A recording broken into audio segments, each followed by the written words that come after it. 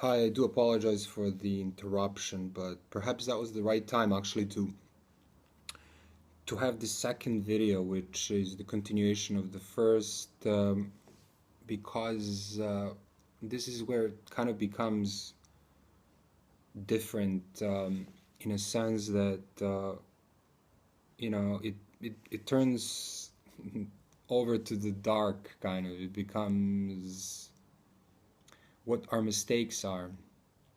But so where I stopped basically was Jerusalem, and the when I actually came to the Church of the Holy Sepulchre, right? And so as soon as I walked in front of it, as soon as I was in the actual courtyard, I feel like something that is like actually almost hitting me. It's gentle. I mean, there is nothing is hitting me, but I feel this very powerful hit kind of. So anyways, I enter the church. There's a huge crowd. Obviously, this is like a tourist attraction. Everybody's there. It's a huge crowd inside. You can't feel anything. And but yet I remember those few seconds while I was entering the church that something was going on. So I exit the whole um, atmosphere, which was incredibly busy, and it was like a crowd which was pushing around pretty much. And I sit on those, like there's like two steps which face directly the door to the church, the courtyard, and I feel this ray of light which is kind of like, and it just like fires into my left side, and it's so powerful that it bounces out. It's constantly like, as it's hitting me, it's coming out the other side, my right side. But what I'm noticing is that what's coming out my right side is not what's really entering on the right. It's like this almost pure white light enters in, and this kind of grayness of, or something that's kind of not the same. It's just kind of not. It doesn't have the same color. It's different. So it's very strange, but it's very relaxing. So I'm like there for 2 hours, and there's nobody noticing anything. I'm just pretty much like, I just close my eyes. It doesn't even matter whether my eyes are closed or open. Except this cat, there's like this cat that lays there, and it looks in complete peace. Everybody else is just like taking pictures. Nobody's noticing this. And I'm really surprised. Why isn't anybody noticing this? Is it only me? And it seems like from that place, from out of that church, there's like something as if a rocket launched from there, and as the rocket launches, it kind of fires out, like how it kind of fires out, and that's what's kind of firing at me, and it's kind of bouncing out the other side. So it's incredibly strange, and I spent like a couple of hours there, and and I just enjoyed it pretty much. I don't know what else I could say about it. It kind of started me, and there is like a system almost where you kind of I found out later that you you have to kind of get rid of your bad in order to let the good in. So this is like almost like a transfer of energy. If you don't have enough space in you to let the light in, I know this sounds strange, but it's true. This was strange to me too. I can only imagine how strange it is to you. But you have to release in order to gain, kind of. Let's leave it at that for now. So I spent a couple of hours there, and it felt like incredible. Like everybody left, like my whole group, whatever, left home, in the hotel, left to the hotel, and I stayed there like until nighttime, pretty much, just kind of, enjoying. And the next morning we wake up very early, and that's where another incredible thing happened. Incredible, it's more than incredible. But and we head off to the church where Mother Mary was buried, right, or where her remains are. So we get there, and and there's this lineup, right, to enter where her tomb is. It's like a little, like a little, within the church. There's like a little area where you can just pass through, and since it's a crowd, since it's a big crowd, like it's a lineup, you only enter for in a second. Yet when I entered, I just placed my hand on the tomb, and I heard somebody crying, a woman, and I felt a part instantaneously. I was like in very good mood. I was there. I witnessed Jesus, whatever energy projected on me. I was incredibly happy. Yet, in one half a second, she made me. I wasn't crying. I was gushing. As I came out, the tears were like down my face. As if my chest had opened up. I couldn't breathe from how hard I was crying.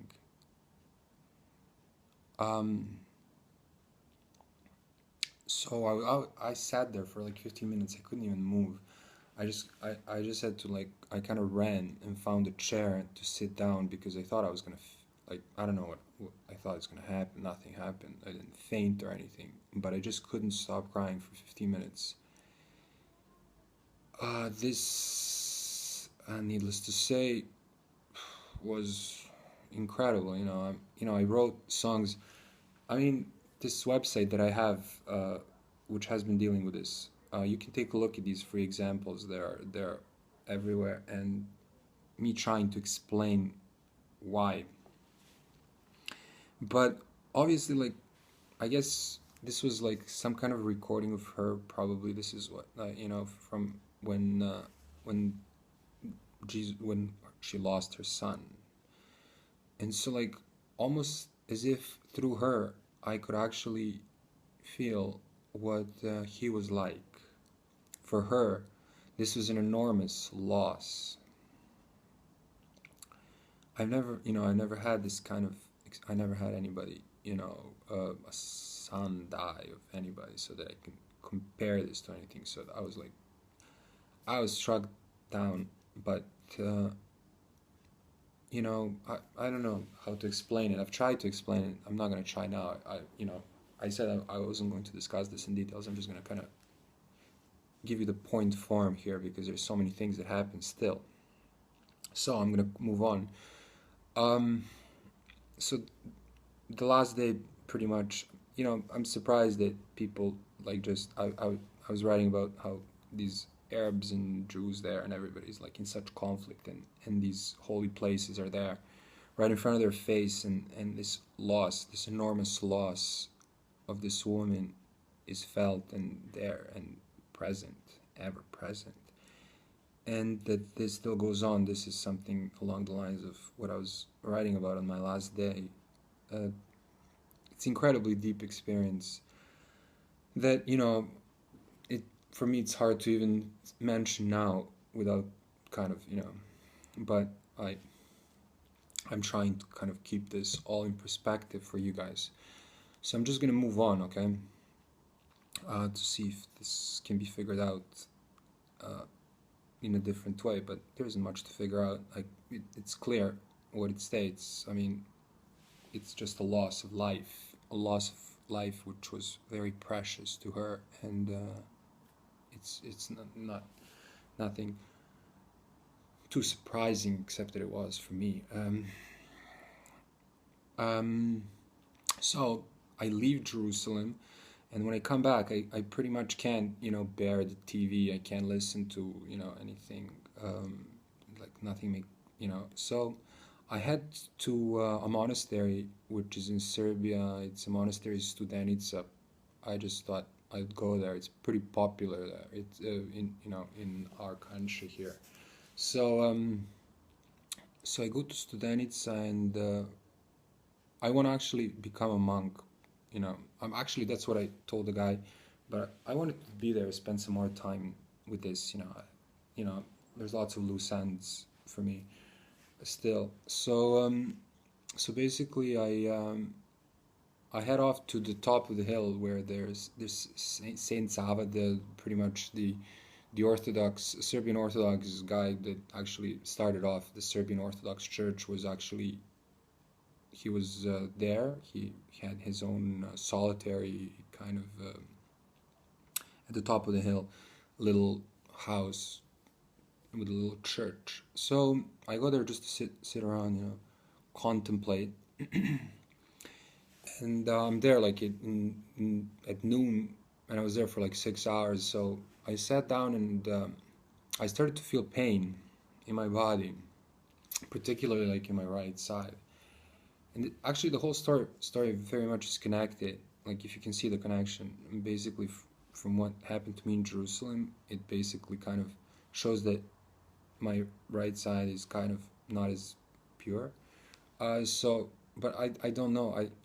I have no recognition of this yet, but I feel the pain that I can feel, and the pain is very real for me, and I don't know what it is. So I sit there and and it's intense. Yet there's always something also that kind of is coming in. I'm kind of using the Jerusalem experience to kind of let in the light, let out the pain. I'm trying to let this pain out, but it's very deep, and it's almost like you have like a stab, like a huge like a huge knife, like stuck very deep inside, and how you're trying to get it out. I'm trying to kind of like almost go beneath it and kind of lift it out of me. This requires total quiet and total patience and total stillness, I should say, even though it hurts.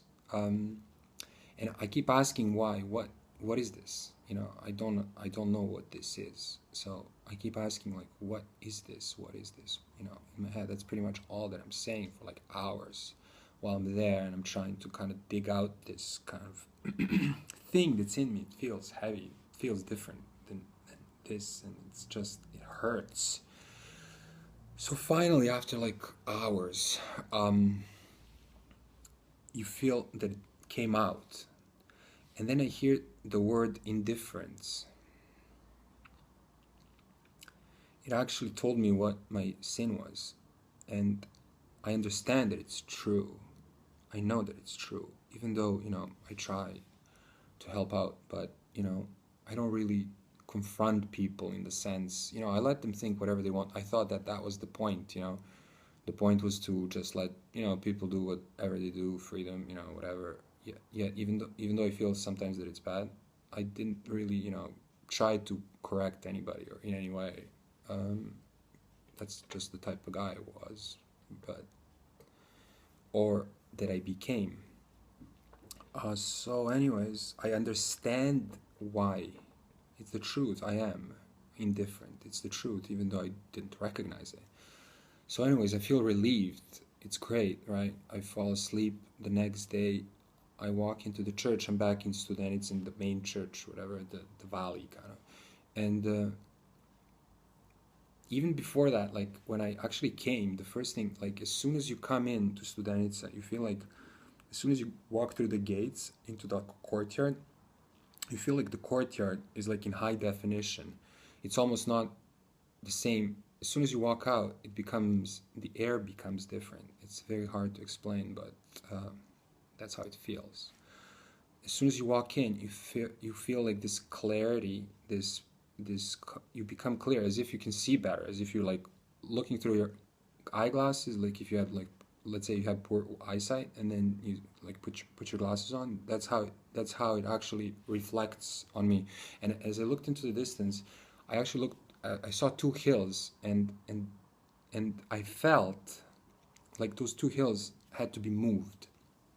So anyways, I didn't think any of it. I thought it's like just like my poetic whatever imagination. So the next day I walk into Studenica, and the pain becomes worse, but it's not in the same place. It's like very close to the heart, and this pain was very intense, and I was crying. My right arm was like paralyzed. I couldn't even feel it, and I was there for like hours. I was in agony.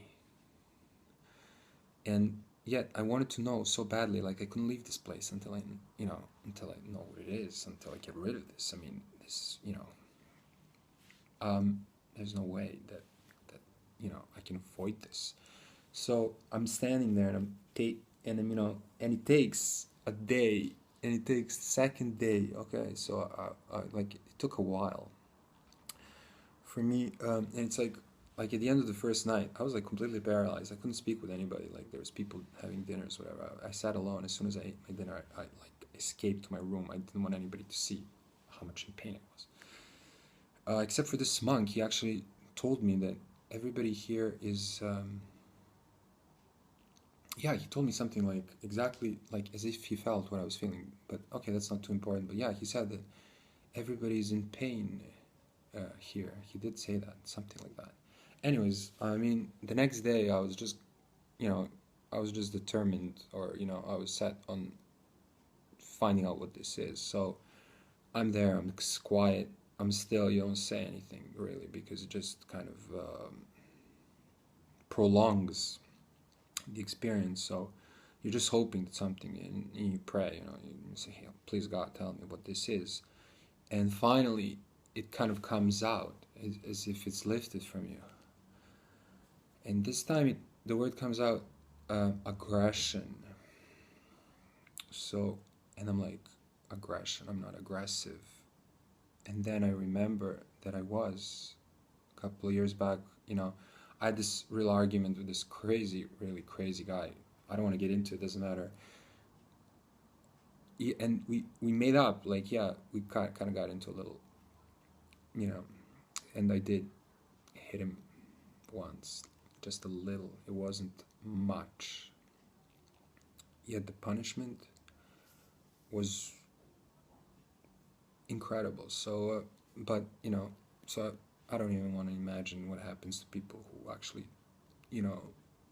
are aggressive on a grand scale. This was really not much, and I did apologize to the guy.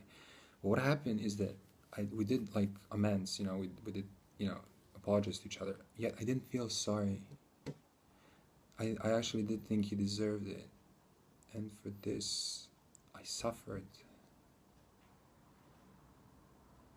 And that was Studenica. Okay, so I came back. I found a job, and I was trying to help people. I was trying to be of use, really, of course, just like everybody else, I guess. And a couple of years again passed by until now. Just recently, I went to I went to Studenica again.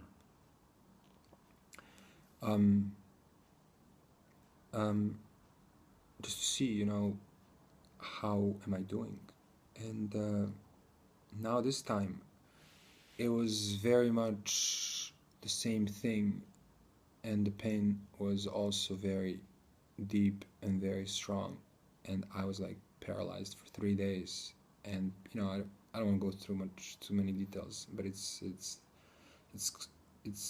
very tiring and exhausting experience. Basically, I just want to mention, after you come out of that, the first time when aggression and indifference came out, I felt like I've never felt before. I should mention that, because I I I was laughing the whole way back home. I couldn't stop smiling. I was completely. Uh, I was like a child. Like I was an 18-year-old, like that could felt like I could do anything. And when I came back actually from Studenica the first time, I started writing and finishing all my books that I have. That webpage, Soul of Colossus. In case I forget to mention it, there's free samples, and you can read about it. It's free, and even if you want the whole thing for free, it's not a problem. You can just write me an email, and that's not the issue here. So after you beat it, it becomes extraordinary. You are filled with a completely different kind of energy. You have a completely different attitude. Everything changes, and everything seems like you're brand new. But read about it, so that I don't take too much time. So the last thing, when I went last time, again I felt this incredible pain all around, heart, everything, everything. It felt like everything. My whole body was paralyzed. It was really strange situation. For 2 days I was there, and it wouldn't go away, and it wouldn't go away. And I left, and I was like, and I just said, this has got to be something with this place. I couldn't have been bad. I couldn't. I'm not doing anything. I'm not. I'm not aggressive. I'm not indifferent. I'm trying with with my job, whatever. I was doing the best job of anybody there. I was really, Anyways, so and then I went because I thought like there's a bunch of kings that were buried there, and I thought it's their it's their vibe. It's something that it's not projected on me, but on them, like because they were like kings, and probably they were like who knows what what they were doing.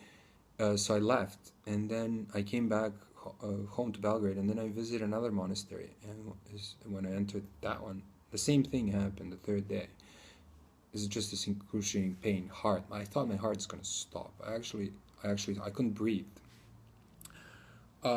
I was like fighting for my breath. But what the point is like that you stand up straight. You try to stand up straight. That's when it affects you the most. And and also in Jerusalem, that's what I also forgot to say. When I was at liturgy at the Church of Holy Sepulchre, I heard a voice being repeated to myself, saying, or repeated to me, saying, be a human. You have to be a human. You have to be a human, right?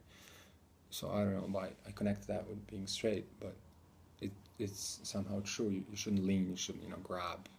This, but we're getting into the details. I don't want to talk too much about my reasons. I just want to give you the straight, story. So, but it is connected with me. So without the reasons, you probably don't know. But I'm trying, But we'll expand. I'll try to put in another video where I'll expand.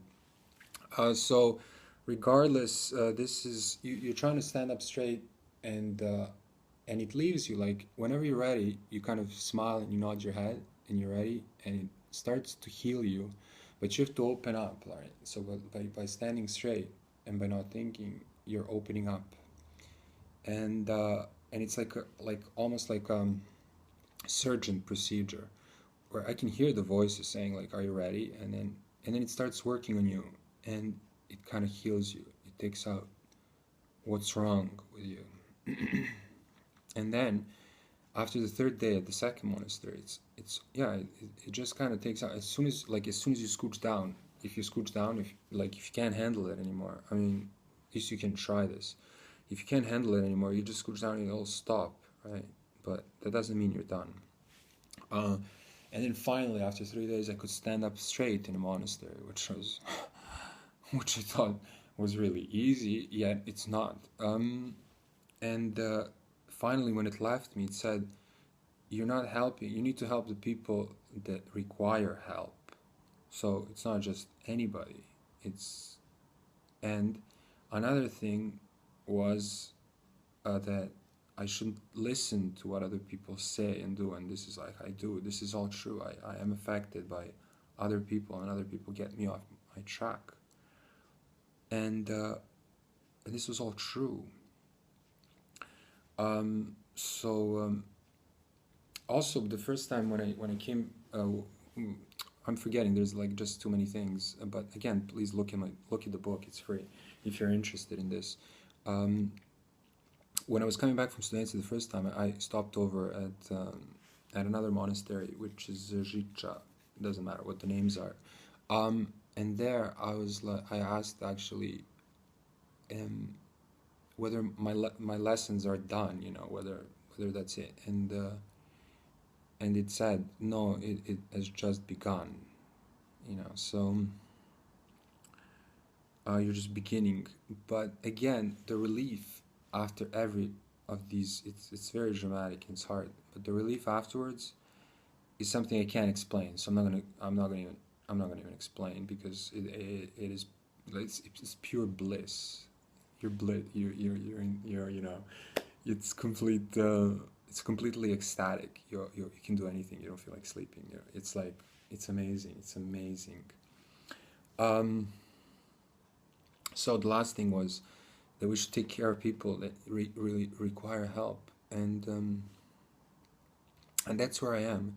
So basically, that's my little story, and I just want to say, like in conclusion for this bit, is that how much do we really, know what we need to do?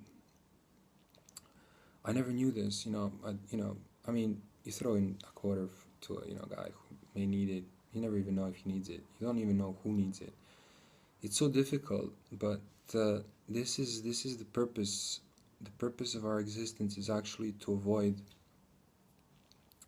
uh, to actually, what God wants us to do is to stop the suffering of other people.